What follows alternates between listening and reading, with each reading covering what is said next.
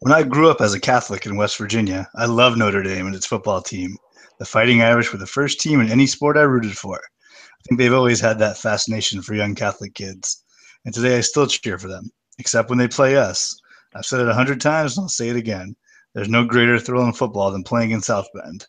I get keyed up and ready to play myself, but thank God that won't happen. I always hope my players are as keyed up as I am. I tell them that if you don't get up for Notre Dame, you must be dead. Hello, everyone, and welcome to the Tiltingground Untitled Notre Dame USC Football Podcast. I'm Michael Muto, and I'm here with Greg Flamong. Hi, Greg. Hey, buddy. Those were some pumped-up words from former USC coach John McKay. And it's rivalry week's over. Rivalry week's over. How do you feel? Thank God. Full disclosure, I did not get to watch the game live. I was at a wedding. And I got a text from Greg at about, 10:30 maybe, that said, what a weird game. Objectively speaking, though, I have watched it now. It was a very fun football game. I'm going to come from a place of yes, since this is the last USC football season. It was a very fun game for the average spectator, I think. Lots of big plays, lots of offense, just what the people want. What do you think, Greg? I guess it would have been considered that way. That's not how I experienced it. I really hate this game. I hate. It's just like it's so. You sit there and you agonize for 4 hours over something, and the game finally ends, and you're just relieved.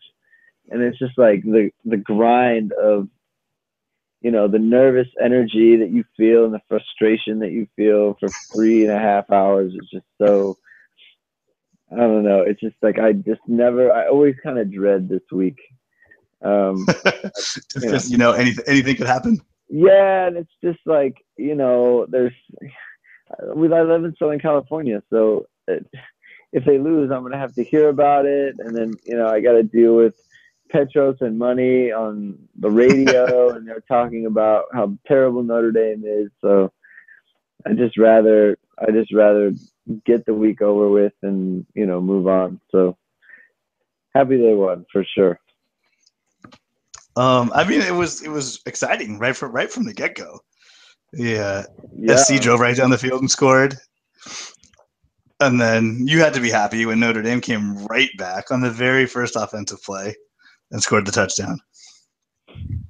Yeah, you always wonder. So, like, Will Fuller is obviously Notre Dame's guy, and I was talking to a couple of people about this. Like, I can't remember a time when, like, it was Notre Dame, like, skill guy-wise. Like, I can't remember when it was Notre Dame's best guy versus USC's best guy, and Notre Dame's guy kind of dominated. Yeah, it was crazy. I can't believe. We love Will Fuller here, as anyone who listens can tell you, and I can't believe he just ran straight past Adoree Jackson. It was crazy. He's crazy fast. I've kind of marveled at him the last 2 years. He just he's like a lot of guys, like they do a lot of double moves. And he doesn't. He just runs like a straight route. Like he'll just run a post. And he just outruns people. And, you get a quarterback that can hit him in stride, and that's kind of it. And, even a guy like Adoree Jackson, like you wonder whether or not he could get behind him like he has, other opponents. And he did. He did, yeah. It's like, hey, Notre Dame capitalized. Yeah, we're broken record every week. Like, oh, look, Will Fuller ran right past the guys from Virginia. Oh, Will Fuller ran right by the guys from Texas, and you don't expect that. One of the most famous defensive backs going into the season is just going to get made look slow. It was unbelievable. I knew SC was in trouble right when Will Fuller ran straight past Adoree Jackson.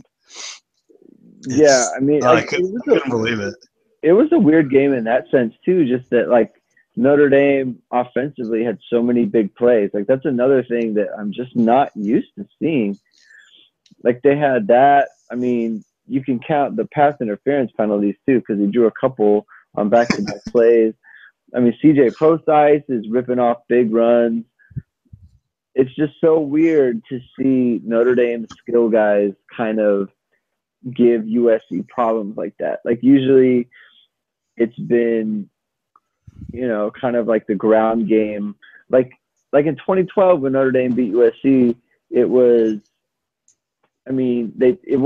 low scoring. They won 22-13. They couldn't do anything. They couldn't get in the end zone. They got in the end zone one time.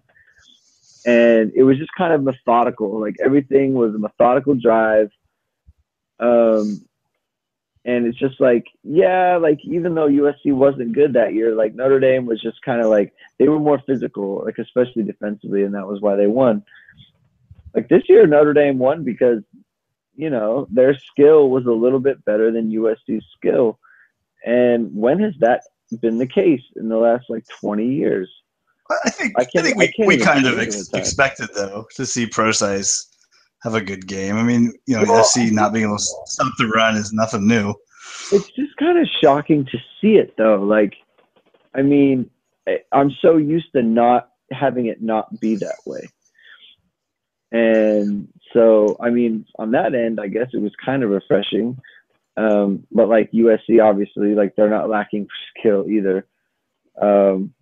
Because they matched Notre Dame in the first half for sure. When when you told me it was a weird game, I was like, okay, I'm gonna look into this and see what happened. And I saw the final score first. I was like, oh, 41-31. That sucks. This must have been a boring one. Then I kind of looked a little closer and I was like, wait, they were tied at halftime, and for all intents and purposes, they were tied going to the fourth quarter. I was like, what happened? I can't wait to see this. I mean, it was weird to say the least. Like you texted me. SC's defense kind of faltered them in the end there. And they did run the old wide receiver pass. I liked that one. I like that Notre Dame did it right back. That was pretty funny. They do it. Of course, USC's. I mean, theirs was a little bit executed, a little bit better. And theirs led to a touchdown on a one-play drive. It's interesting though. Like how many times can you remember a game where both teams had a chance to kind of blow the opponent out? I mean, Notre Dame is up 21-10 with the ball, and they have a receiver running towards the goal line, and he fumbles. Oh, I know. Yeah, that would have been the kiss of death. So that's 28-10, and you start to feel like, man, SC is going to start to feel real cold if they go down 28-10 here. But then they punt it back, and Notre Dame goes down again to the 3, and they got first and goal from the 3, and they get stupid penalty and then stupid play call, and they end up settling for a field goal. And USC hits the trick play on them, which I guess is going to just. I guess every team is just going to be good for one of those a year, or one of those a game against Notre Dame this year, which is a little annoying. So they hit him, and then they hit Adoree Jackson on the screen pass, and they run 3 plays for 160 yards, and all of a sudden it's tied. And then they take the lead in the second half, and then they get the ball. So SC's up 7 with the ball across midfield with a chance to go up 14. And I'm thinking, I cannot believe this. They're going to blow Notre Dame out of this game. This thing's almost over. Yeah, in a game that they led by 2 touchdowns. This is unbelievable. And, they kind of mess up the drive, and then Notre Dame just finds a way to come back. Yeah, it was wild stuff. Such a strange game. The interception by oh man, why can't I think of his name? We say it all the time. Kavari Russell is that was a great catch. I mean, I don't think they replayed it enough. No, it was a really good play by him. I mean, especially up against a guy like Juju Smith-Schuster, who is as good as I thought he was. I mean, he's a big guy. Yeah, I he swear, is really good. he's just like Keyshawn Johnson. I mean, he's probably not as big, but I feel the same way about him. I mean, it was just a really good play by Russell. And then he made another big play on the crosser, and he got his hand in there and broke it up, and then it popped up in the air for Redfield. I mean, those are two really big plays that kind of sealed things up for Notre Dame. When I saw that Kessler had 2 interceptions, I was like, oh, great, this guy blew it. He messed it up. But no, I mean, they were, especially when I was watching it too, because I knew he had 2 interceptions. I was like, well, when did the interceptions happen? I was like, oh, here they come. Yeah. But they weren't really his fault. I mean, they're always kind of your fault when you're the quarterback, but they were just good plays by the defense. You can't. I thought he just totally blew it and wet the bed, but that was not the case. That's not what happened. I mean, I think he was trying to. I think he might have forced it a little bit on the first one. Definitely on the second one. I mean, but that's the kind of thing you have to do in the position that they were in. You're down 10. You kind of have to force some stuff. The first one, I mean, he took a shot with his guy, and again, like Notre Dame's guy just made a little bit better play. And when do you see that? Like, that just doesn't happen very often in this rivalry. So, I mean, it's just kind of the difference, right? Like USC usually makes those plays, and that's why they usually win this game. And this year Notre Dame made the plays. So, I mean, finally, Finally for you, I guess. Yeah. They still, SC still, Notre Dame really didn't get to Kessler that much. They got him like twice, I think. Yeah. I thought that was nice for his big passing day. That it was pretty much just like if there's one thing we know, I think it's our teams, and USC can't stop the run. Notre Dame has trouble getting the quarterback. Pro-Size will get his. Juju Smith is good. Like every single one of those things happened on Saturday. When the game started, in SC's first possession, and I see him standing back there for 5 seconds, I was just so annoyed. Like, it's like you have to get to him, and they couldn't do it. It was just so sad. And I don't know if you caught this. So I think it was, and you know what, Mike? This is probably why we don't get to the quarterback very much, because I think it was after Notre Dame tied it at 31. And on one of the first couple plays of the next series for USC, Notre Dame has defensive end Romeo Aquara matched up in the slot one-on-one against one of USC's receivers. And it was good for about a 40-yard gain. It went as well as you would expect. And I just, like, that is, like, what defense do you design? Like, you're sitting in your house or wherever you are, and you're designing a defense. Like, what defense calls for the defensive end to be in coverage, like in space, like not even like on a real skill player too? Yeah, like it's not like he has to pick up the back out of the backfield. Like, no, he's in the slot against a wide receiver, or he's dropping back to knock down crossing patterns or something. Nope, he's in coverage. You just don't. This is the sort of thing that I just don't understand about what they're trying to do defensively. I mean, that's kind of like a more broader, like it's a broader complaint, but in a game where you have to get to the quarterback, like, your rushers should be rushing and not covering wide receivers. So that sounds like a solid policy, if you ask me. Yeah, I'm sure SC fans loved it. I would have loved to see that. Just please. They did a pretty good job against the run, though. I got to hand it to old Notre Dame there. Ronald Jones, he had the big run, but other than that, they kept everybody else in check. They had 2 big runs. They had one to Justin Davis and one to Ronald Jones.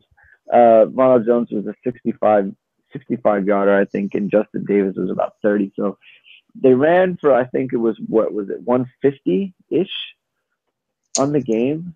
Yeah, 167, I think. 167, and then, so what is that, 90 90 came on one run, or on 2 runs. So you're looking at Yeah. 28 carries for about 90 yards. Maybe it is. Yep.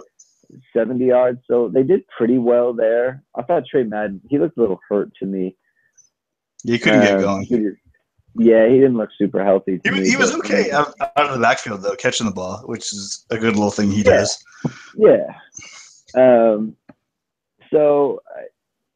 Yeah. I mean, SC didn't, but they also threw for, 900 yards. So, and honestly, like, it's hard to get the running game going when, you run one play, which is a swing that goes for 75 yards and a touchdown, and then you run a screen pass that goes for 83 yards and a touchdown. Yeah. I mean, it's like you're not on the field to run because you're scoring too quickly. So, I thought it was a little weird that Deontay Burnett got so much critical playing time. He's a freshman wide receiver. I feel like this is a big game. There should have been. He did well. He had a big block too, but like he did fine. It was just weird to me that was someone who USC was asking to contribute in one of the bigger games left on the schedule. Well, I know that. I mean, Notre Dame was fortunate in that they were missing Isaac Whitney. Yeah, he was hurt at receiver, and then the Mitchell kid, it's Steven Mitchell, right? Mr. Touchdown. Yeah, so they were both out. So Notre Dame was, fortuitous in that sense. So yeah, and they got Darius Rogers back, but he seemed a little bit hobbled to me still too. So I mean, USC was pretty, they were shorthanded at receiver. But then I didn't really like that because that just meant that they were going to put Adoree Jackson on the field more. And he's just frightening. Like, he just really scares me, especially against a defense that doesn't always know who they're covering at times. And when they do know, sometimes it's a defensive end. So it just he always kind of worried me when it's like they would swing him out. And it's like, I hope someone knows that they're supposed to go get him. And I hope that person is a competent player. He only had the one catch, though. Well, it was a big one. It wasn't the one catch, yes. It was a big one. So, hopefully, the good news about having a guy like Will Fuller on the opposite side is he's got his hands full on defense. So maybe he got a little winded. Once again, Joe Schmidt was just not good at all. Not helpful. Oh, man, he's just so... There's a website that I checked that tracks tackles and missed tackles and stuff. I know we had 4 tackles. I would imagine his missed tackle total is above that by a good amount. I didn't know they keep track of missed tackles. I didn't know that was a thing. Oh man, he just gets lost in there. It's hard to watch, and hopefully during the bye they're working out this sophomore linebacker Miles Morgan, because he's killing that inside. They're running right up the middle, and the 2 big runs come when he's just kind of non-existent. You're the middle linebacker, you've got 4 tackles, and I've got Jalen Smith coming in with 14 tackles, and 11 of them are solo. It just, where's the production? Right. This is the 5th-year senior captain. You need to produce. And he's not in coverage either. It's not like he's contributing elsewhere. No, he's just, he's just a body. I think maybe his role this year is going to be serving as the team spokesman for the Showtime series. So he takes up all of the airtime, so the other players aren't distracted. I think even the show's sick of him. I haven't watched last week's, but I feel like he's been getting less and less. We'll definitely see. It is funny. They'll show. I wonder if they're going to scale him back a little bit. It's we don't hear we barely get anything from Jalen Smith, and he too is a captain, and he is miles better than Joe Schmidt. But it's I got Joe Schmidt in his living room, eating pasta, talking about how bad he played. It's like, why don't we talk to the Thanks, guy Joe. yeah, like, why don't we talk to the guy who has, like, double-digit tackles every week? Like, why don't we give him why don't we see what he has for dinner? He's busy working out. Yeah, he's too busy being good. Yeah, he's got a playbook to learn. Yeah. It is pretty funny that Joe Smith has gotten progressively worse. Yeah, like, at this point, it's hard. There's nothing even to talk about. I can't think of one thing good that he did in that game. What's wrong with his wrist? He always has the cast on when he plays. He broke his thumb in, like, like, in camp. But that was a long time ago. I mean, it's a broken bone. I mean, I don't know. Maybe he likes it. It's a good look. Like, like those basketball players, like Rip Hamilton, like, even when his face wasn't broken, he still wore the mask. Like, maybe he's just like, yeah, I'm going with the cast.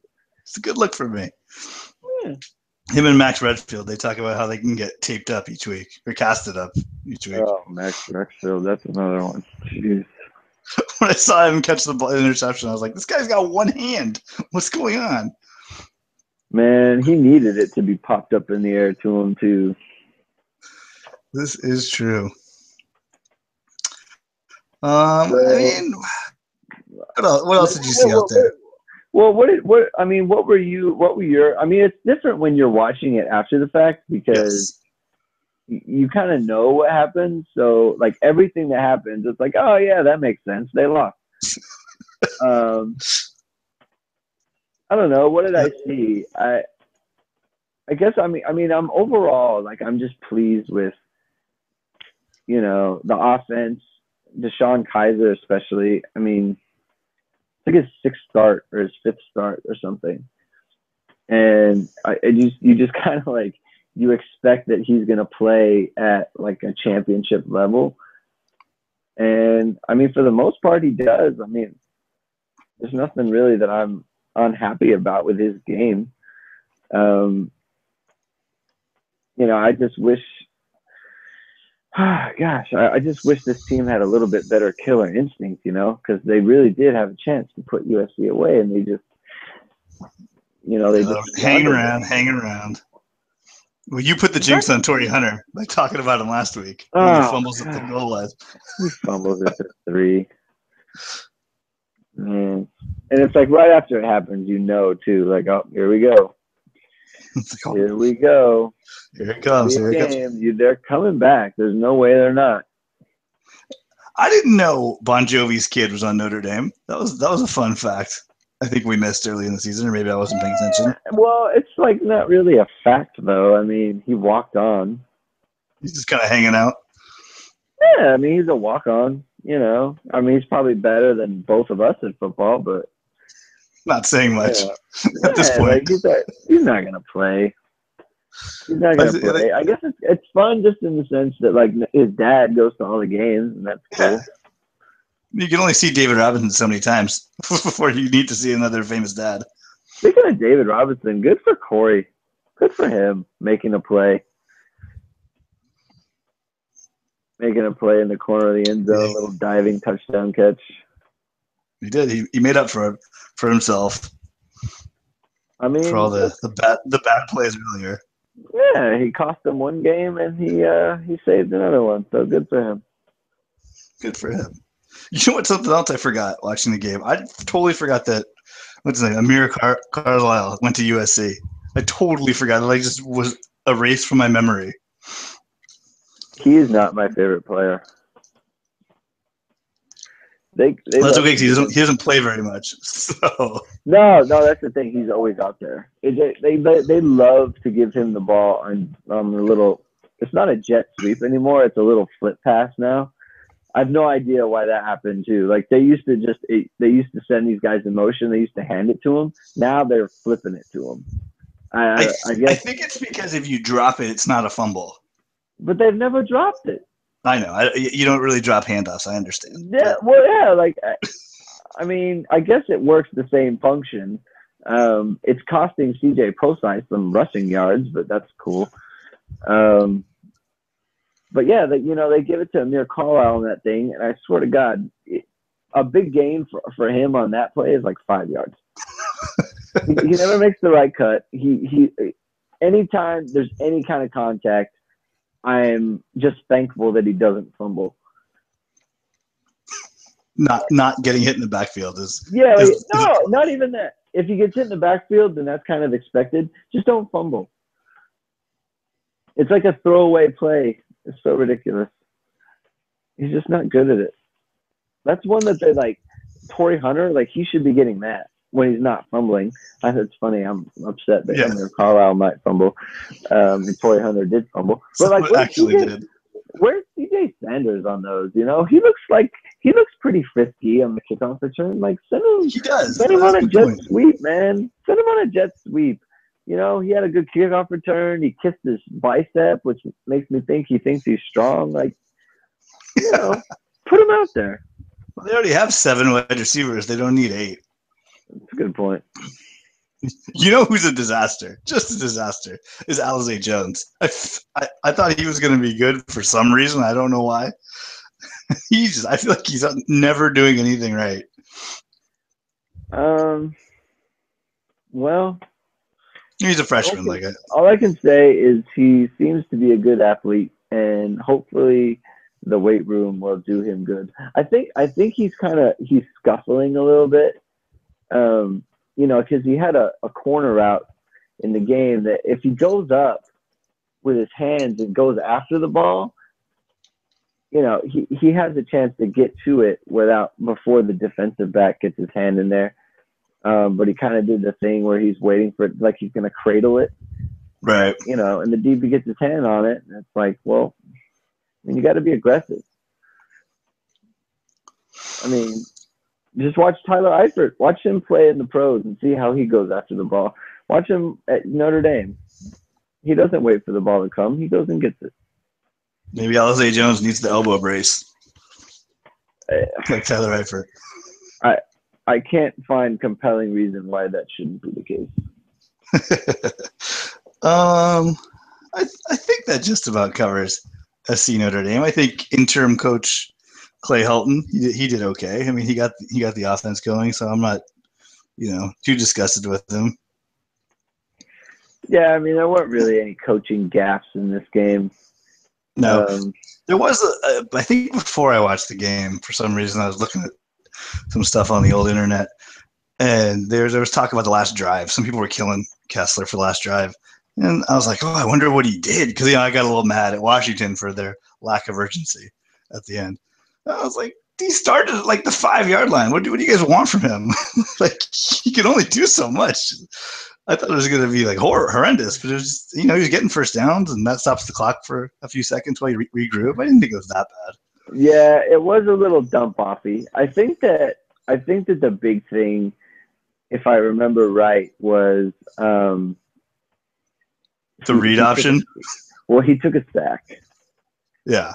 I want to say he took a sack, and that kind of effectively ended the game because the clock's running down and you got all the receivers down there. So then they have to run back, and then they have to run another route. So basically, they have to sprint 3 times to run 2 plays.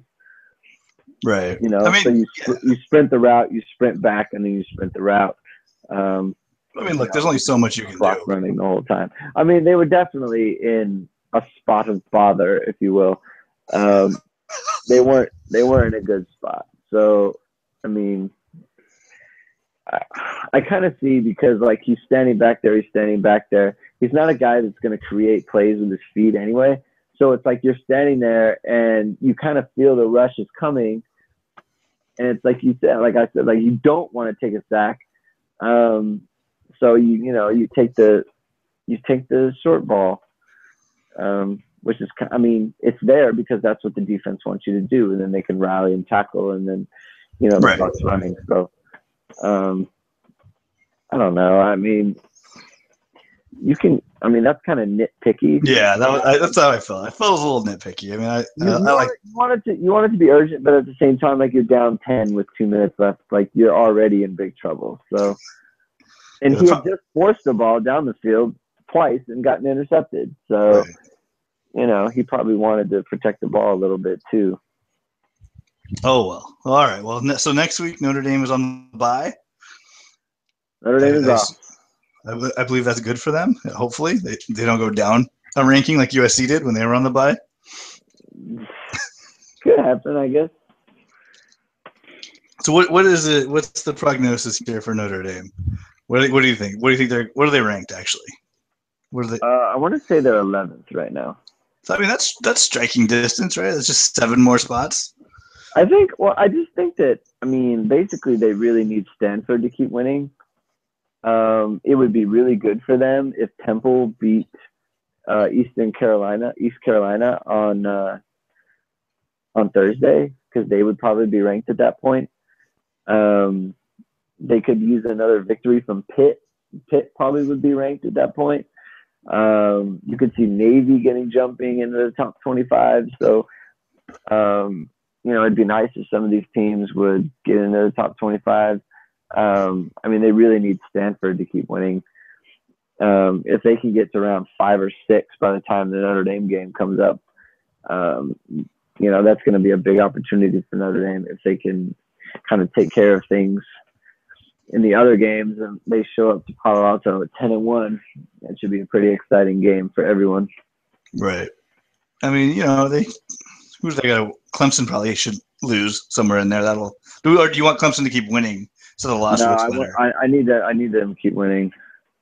It's not that the loss looks better. It's just that if they lose, you don't want to go head to head against a one-loss Clemson because your loss is against them. Right. So it's like you're not going to get in ahead of them. Basically, what they need is they need Stanford to win out. Notre Dame beat Stanford, and then Stanford win the Pac-12. No, that would be good for them. Yeah, then it's like you beat the Pac-12 champion, and you only have one loss, and they have 2, and one of them is to you. So, it's kind of like Notre Dame would then become the de facto Pac-12 champion, and especially when they beat USC as well. Now, maybe a little USC help with Utah this weekend. That might help Notre Dame a bit. I kind of like USC in that game. Well, I think that good. Spoiler alert, we usually do this at the end, but USC 3.5-point favorite against undefeated Utah, which I find bizarre. I kind of wish it was the other way around. Just because, how do you imagine Utah feels about that? Not good. Like, all right, we're the number 4 team in the country. We're number 4 now, right? Yeah. Okay, so we're the number 4 team in the country. We're going to USC, who doesn't have a coach and is 3-3, and they've lost 2 straight. And we are underdogs. So Utah is probably a little fueled up about that. Yeah, to say the least. Right. And, I do worry a little bit about, kind of like USC, we can get up for one game, but it's like now we got to play the rest of the season kind of thing. Right. We couldn't even beat Notre Dame. So yeah, now, but we tried our hard. USC tries their hardest, and they lose by 10. Yeah, but I think I don't know. I just have a feeling that USC. I mean, you just don't know how much the lack of, and when you have a coach, you have a situation like Sarkisian where he's not all there. He's kind of I don't want to say he's coming drunk to practice all the time, but obviously he's got other things on his mind than preparing his football team. Right. When that happens, you miss out on the development of players, right? You miss out, you've got a lot of freshmen, you're not developing them. You're not building up the team like you would be if you had everything in order, so to speak. So I think maybe just as the season goes on, USC might be getting a little better, especially without the distraction of a coach like that. So, I mean, I'm definitely I'm rooting for him this week for sure. But I mean, I think Utah is, they're another team that that does things well that USC has trouble with, like running the ball. Like, well, I mean, fundamentals, right? I mean, yeah. It seems like they're the type of team that's just they're going to do all the little things to win games, and SC's having trouble with the little things. Yeah, I mean, what's his name? Devontae Booker? That's the kid, the running back from Utah. Like, why? I mean, they can't stop CJ Procise, who was a wide receiver last year.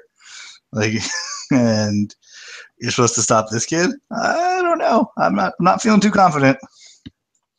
Yeah, I don't know. I hope they can. I hope they can do it.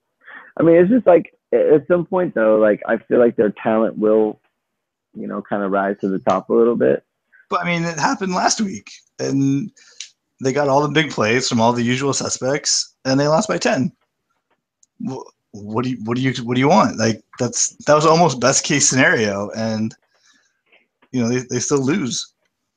Well, the only thing I would say to that is if Notre Dame and Utah played on a neutral field, I'd feel pretty good about that matchup.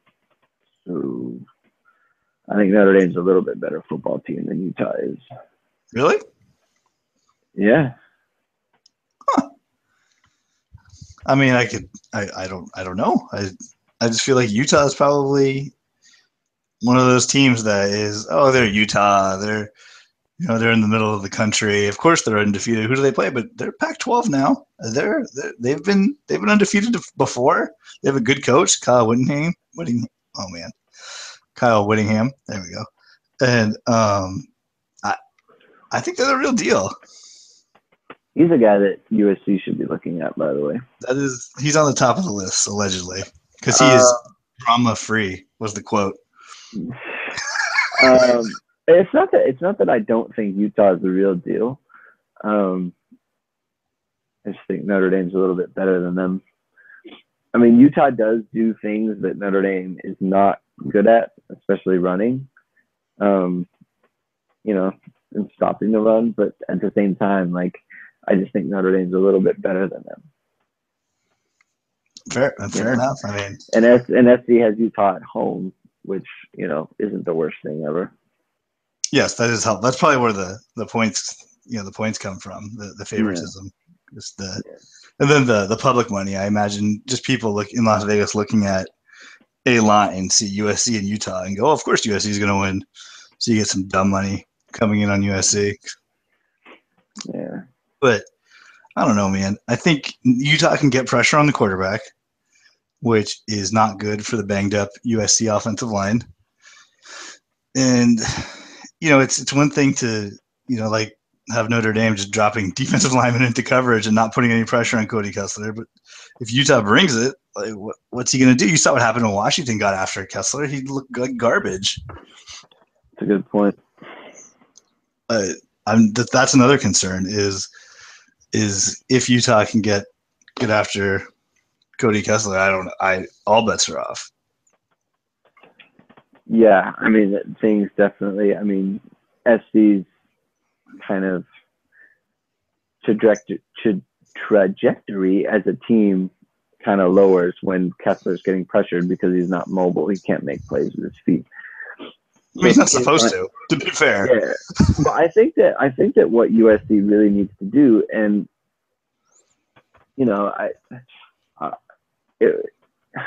it's hard to do this against Notre Dame because their pass rush is so poor. It's like, why not throw it? Because we have all day. But I think they really need to think about running the ball a lot more than they have been.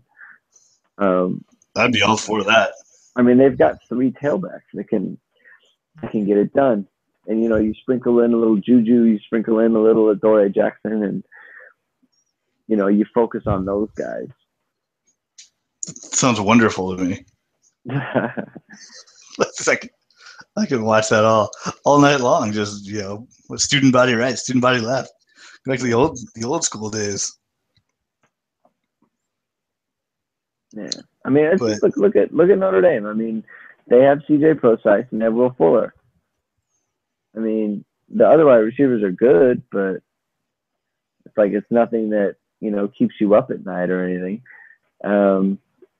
but it's like, they kind of have their main focus, and they exploit those guys whenever they can.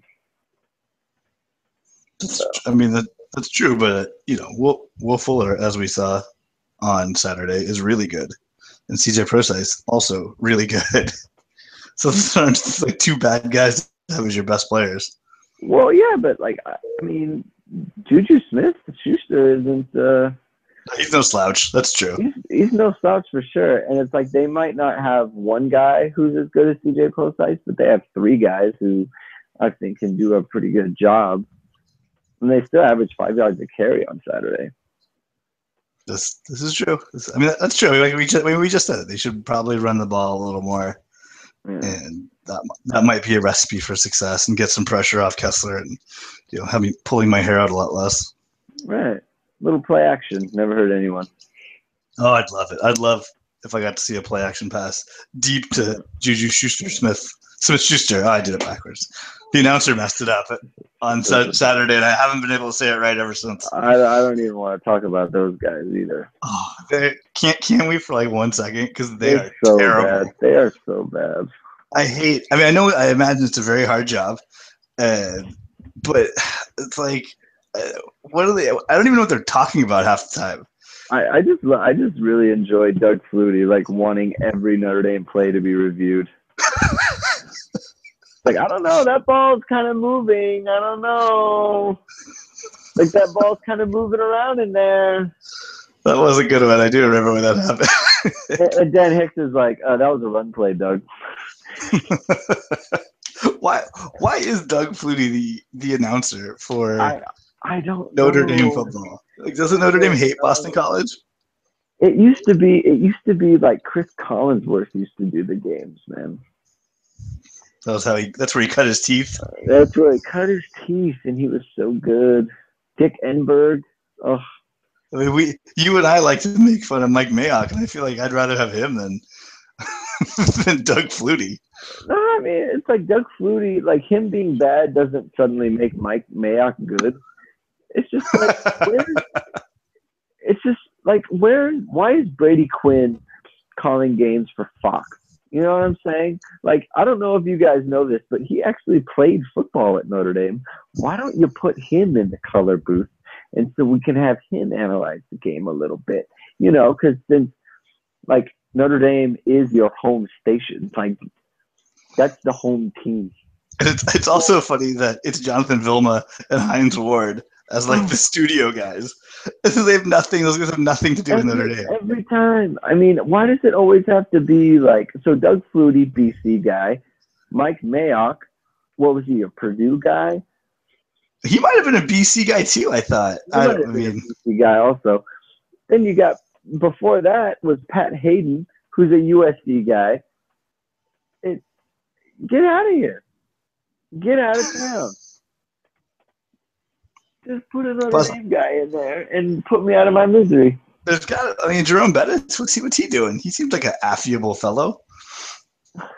NBC loves the Steelers. I mean, I'll tell you what, though. I mean, once a year, Aaron Taylor, the former Notre Dame lineman, he does a game for CBS, and he's not great at all. He is really not good. Like, he makes Doug Flutie look like freaking Howard Cosell back in there. I mean, you don't have to be a good football player to be a good announcer. Just someone with some kind of school ties would be helpful. Oh, man. Maybe like a kicker or a punter. Call up Gus Johnson and give him all the money. Please. Is he too busy calling USA Soccer or something?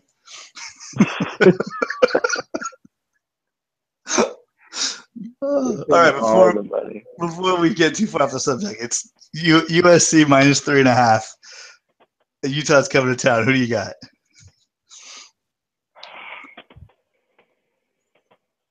I mean, am I really going to give points to number 14 in the country? Oh, they're number 3. They're number 3, by the way. They're number 3? Oh, my God. They moved up a spot. I mean, I feel good about USC, but I have to take the points. Yeah, I mean, you're giving me points. with the number 3 team in the country, I'm taking the points. It's a team without a coach. Yeah. Yeah. Let's grab those points. Did you catch the 30 for I was 30? no, I didn't see that.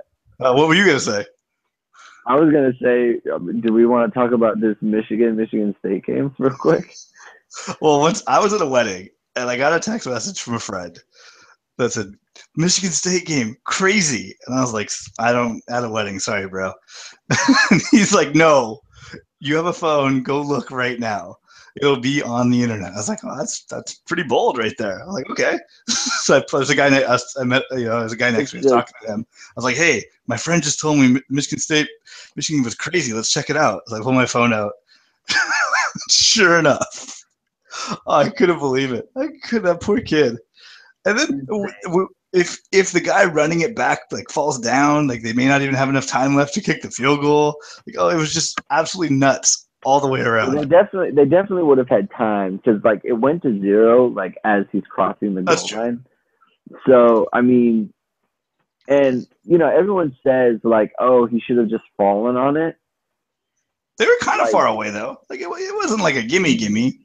Yeah, like, but at the same time, like, if he falls on it, there's like 7 seconds left. Like, Michigan State still has a chance to hit one quick pass and get closer and kick a field goal. So, I mean, obviously, it requires a lot more than, just running it into the end zone and then the game's over.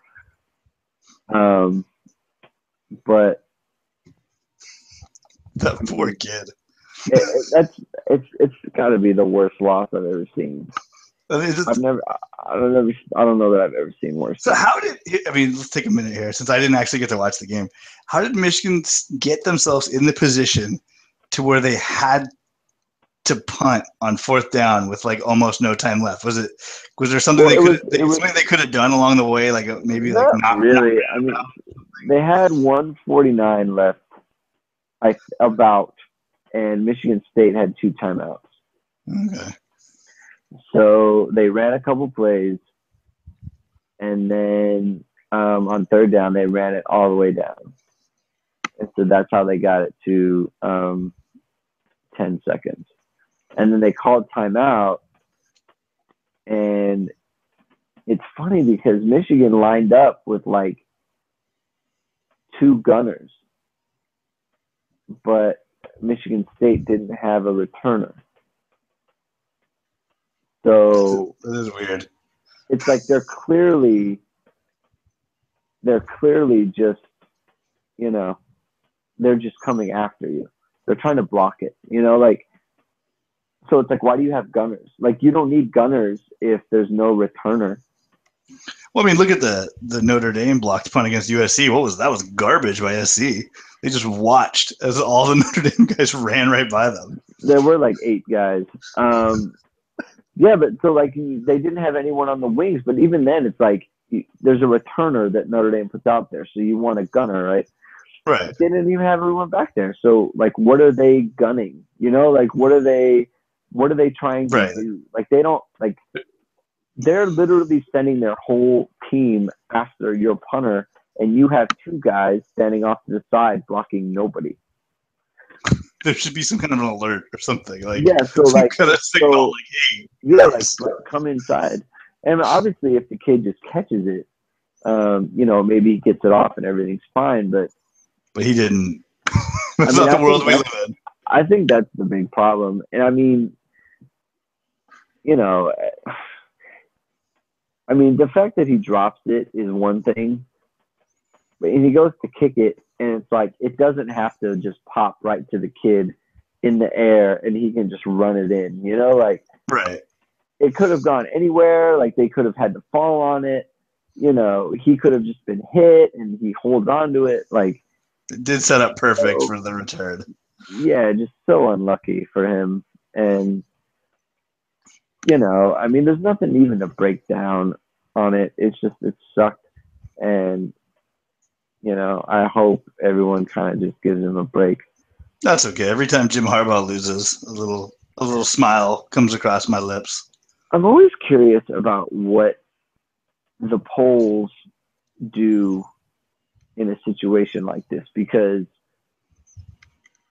the point of ranking teams is basically just like which team is better, right? Right. And it's always kind of based off of record, but I mean, for all intents and purposes, Michigan won the game. Yes. And I mean, they played better. They had more points yeah, with like 10 seconds left. the game was kind of over, and Michigan State, for all intents and purposes, lost the game. So I saw that Michigan only dropped 3 spots, or 2 spots. But it's like, why are you dropping any spot? Right. If you're gonna only drop them, if you're not gonna penalize them that much, why are you penalizing them at all? Yeah, and why is Michigan State not dropping? Like, hey, like it's not like they did something. Like their kid dropped the ball and it popped right to your player, who then scored. Like it's not like they forced it to happen. So, I mean, I'm just always curious about that. Like, why would you rank Michigan State ahead of Michigan? Like, yeah, they won, but did they really? Like, it's just we play to win the games. They play to win the game. That's fine, but I just feel like when you're ranking teams, I think it's just one of those like esoteric kind of things. Like, oh, well, what are we supposed to do now? We can't have a team with a loss that lost to this team that's ahead of them, jump them just because they played well for a while. It kind of ruins the whole system. It's embedded in the ranking system that if you win, you get to be in front. The system has always been stupid. So I mean, that's kind of like it's one of the flaws in college football, but it makes it great. It's why all the games matter. And unlike college basketball, where I don't start watching until about February 24th. Where it doesn't matter until we kind of see what the field is. In college football, every game matters. You can't squeak by. You got to win. And I will say this though, like if everything in college football remained the same, and the only thing that was different was players could come out after 1 year, like college football would greatly suffer.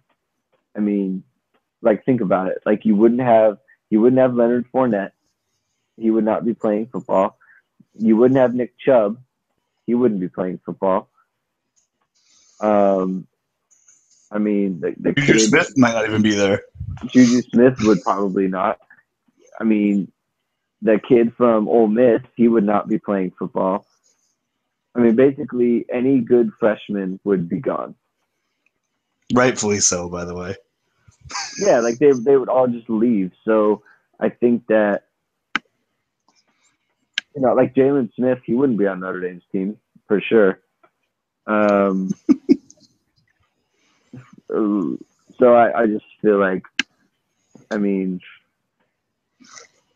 we talk about like, oh, the tournament and all that takes away from it, but like I remember growing up, like I watched a ton of college basketball because like you had the Fab Five and you had North Carolina with Rasheed Wallace and Jerry Stackhouse and Donald Williams and Dante Calabria, and it's like you knew those guys.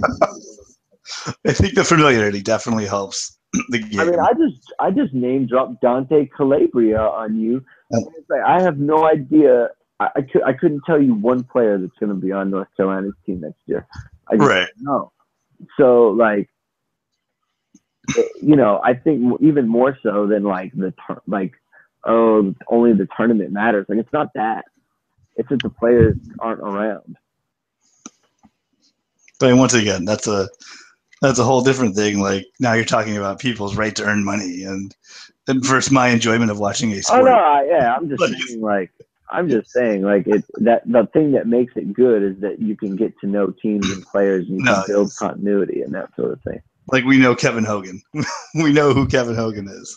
Kevin Hogan is a professor emeritus at Stanford. He is yeah, like he's like player grad assistant, player/grad assistant. I do like the if you graduate, you get to transfer without sitting out rule. That is so bizarre to me. It's pretty great. It's like, oh no, you graduated. It's cool. Thanks for staying around, and we'll let you play somewhere. Do whatever you want. It's like, you're not good enough to be a pro, but you know what? We'll cut you some slack. It's like, you're a quarterback. You don't need to learn a new system. Just go to a team that runs a similar one. It'll be great for our game. It'll be great for you.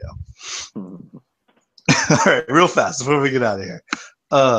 Did you watch Trojan War, whatever it was called? 30 for 30 Trojan War. I did not watch it. Well, I'm going to tell you something. According to that little documentary, USC did not have any defensive players. They didn't even get mentioned once in passing.